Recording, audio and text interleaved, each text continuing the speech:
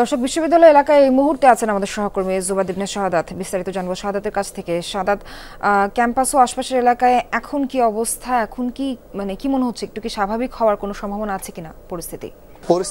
সোহার স্বাভাবিক কিছুটা ছিল, তবে প্রায় 4 ঘন্টা পর ঘটনা, যে সংঘর্ষের ঘটনা 4 ঘন্টা পর আইন শৃঙ্খলা রক্ষাকারী বাহিনী মানে সেনাবাহিনী, র্যাব, পুলিশ এই ঘটনাস্থলে এসেছে। এলএমই সার্টিফাইড বিশ্বসেরা কপারে তৈরি ওয়ালটন কেবলস, যা আপনার স্থাপনাকে রাখবে সব সময় নিরাপদ। তারপরে যারা শিক্ষার্থী আছেন তাদের মধ্যে বেশ ক্ষোভ আমরা দেখতে পাচ্ছি। তারা বলছেন ঘটনা ঘটে যাওয়ার পর, শিক্ষার্থীরা আহত হওয়ার পর তারা এই জায়গায় এসেছেন এবং এটা অনেকটা আই ওয়াশ বলে তারা বলছেন। এবং শিক্ষার্থীদেরকে আমরা দেখেছি সেনাবাহিনী, পুলিশ এবং র্যাব এই ঘটনাস্থলে আসার আগে বেশ প্রায় 200 থেকে 300 শিক্ষার্থী পুনরায় যে ঘটনাস্থল বা জোবরা এলাকা সেখানে তারা গিয়েছে এবং এর পরেই সেনাবাহিনী, পুলিশ এবং র্যাব আসে। তারপরে আরো কিছু শিক্ষার্থী তাদের সাথে যায় এবং এখন পর্যন্ত পরিস্থিতি থমথমে।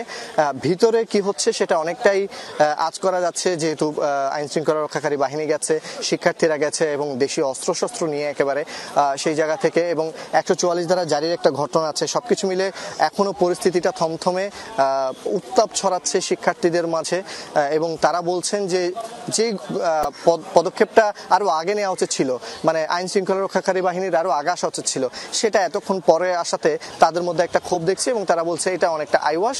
এবং এই ঘটনার পর থেকেই যারা আহত হয়েছেন, শিক্ষার্থী, সাংবাদিক, প্রক্টর, প্রভিসি সহ যারা আহত হয়েছেন, তারাও কিন্তু আমরা দেখতে পাচ্ছি চট্টগ্রাম মেডিকেল এবং বিশ্ববিদ্যালয়ের যে স্বাস্থ্য কমপ্লেক্স আছে সেখানে চিকিৎসা নিচ্ছেন এবং পুরো এলাকা জুড়ে এখন এক প্রকার থমথমে অবস্থা।